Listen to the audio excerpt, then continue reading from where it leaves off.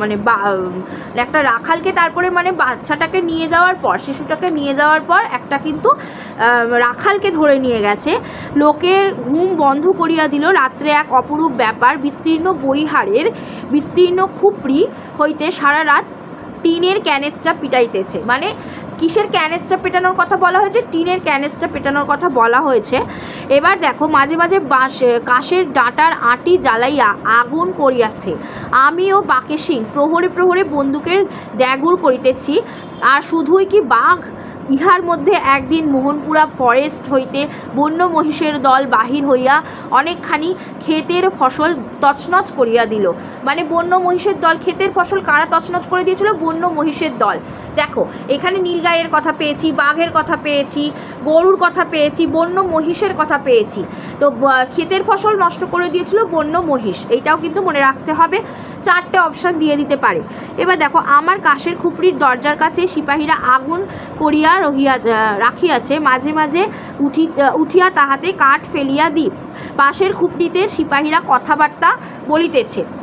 তো খুপড়ির মেঝেতেই শুইয়া আছি, মাথার কাছে ঘুলঘুলি দিয়া দেখা যাইতেছে ঘন অন্ধকারে ঘেরা বিস্তীর্ণ প্রান্তর।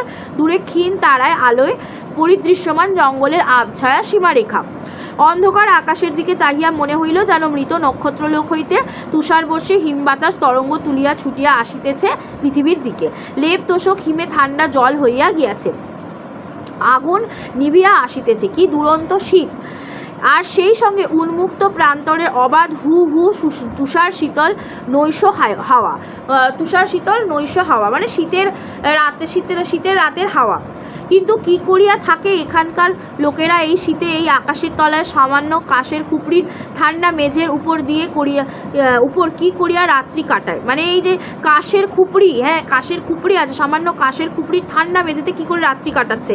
তাহার উপর ফসল চৌকি দিবার এই কষ্ট। বন্য মহিষের উপদ্রব, বন্য শূকরের উপদ্রব তো কম নয়।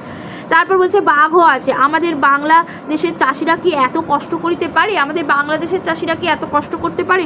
অত উর্বর জমিতে, অত নিরুপদ্রব গ্রাম্য পরিবেশের মধ্যে ফসল করিয়াও তাহাদের দুঃখ ঘোচে না।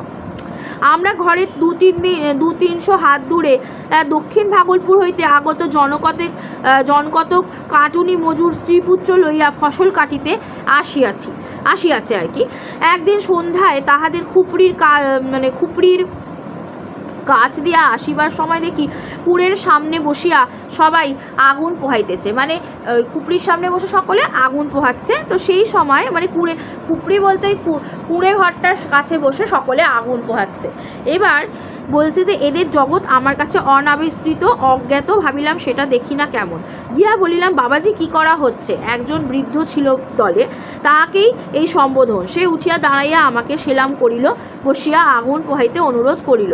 ইহা এদেশের প্রথা, শীতকালে আগুন পোহাইতে আহ্বান করা ভদ্রতার পরিচয়। তাহলে এদেশের ভদ্রতার এদেশের ভদ্রতার পরিচয় কি? এদেশের ভদ্রতার পরিচয় হলো শীতকালে আগুন পোহাইতে আহ্বান করাই হলো ভদ্রতার পরিচয়। এবার দেখো, গিয়া বসিলাম, মানে সত্যচরণকে আহ্বান করেছিল সেখানকার লোকেরা। বসিলাম, খুপড়ির মধ্যে উকি দিয়া দেখি বিছানা বা আসবাবপত্র বলিতে ইহাদের কিছু নাই। কুড়ে ঘরের মেঝেতে মাত্র কিছু শুকনো ঘাস বিছানো আছে। কুড়ে ঘরের মেঝেতে শুকনো ঘাস বিছানো আছে। বাসন কোসনের মধ্যে খুব বড় একটা কাঁসার জামবাটি আর একটা লোটা। বাসন কোসনের মধ্যে ছিল কাঁসার জামবাটি আর লোটা। কাপড় যার যা পরনে আছে, আর এক টুকরো বস্ত্র বাড়তি নেই। মানে কাপড় যার যা পরনে ছিল, এক টুকরো বস্ত্র আর নেই। কিন্তু তাহা তো হইল, এই নিদারুণ শীতে ইহাদের লেপ কাঁথা কই? রাত্রে গায়ে দেয় কি? কথাটা জিজ্ঞাসা করিলাম। বৃদ্ধের নাম নকছেদি ভকত। বৃদ্ধের নাম ছিল নকছেদি ভকত, জাতি গাঙ্গোতা। বৃদ্ধের নকছেদি ভকতের জাতি ছিল গাঙ্গোতা জাতি। সে বলিল, কেন খুপড়ির কোণে ওই যে কলাইয়ের ভুসি দেখছেন না রয়েছে টাল করা? বুঝিতে পারিলাম না, কলাইয়ের ভুসির আগুন করা হয় রাত্রে? নকছেদি আমার অজ্ঞতা দেখিয়া হাসিল। নকছেদি যে ছিল নকছেদি ভকত, সে ছিল বৃদ্ধ। সে বৃদ্ধের নাম ছিল নকছেদি ভকত।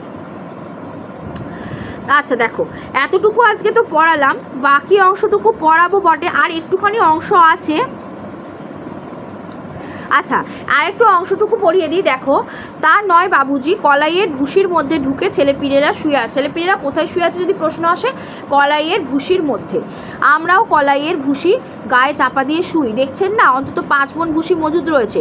ভারী ওম কলাইয়ের ভুসিতে, ওম কলাইয়ের ভুসি, কলাইয়ের নাম ওম, হ্যাঁ, ওম কলাইয়ের ভুসিতে 2খানা কম্বল গায়ে দিলেও অমন ওম হয় না।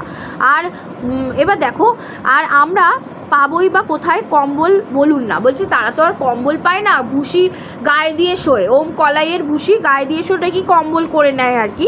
বলিতে বলিতে একটা মানে খুবই দরিদ্র জায়গা, মানে দারিদ্রতার মধ্যে তারা কাটায়।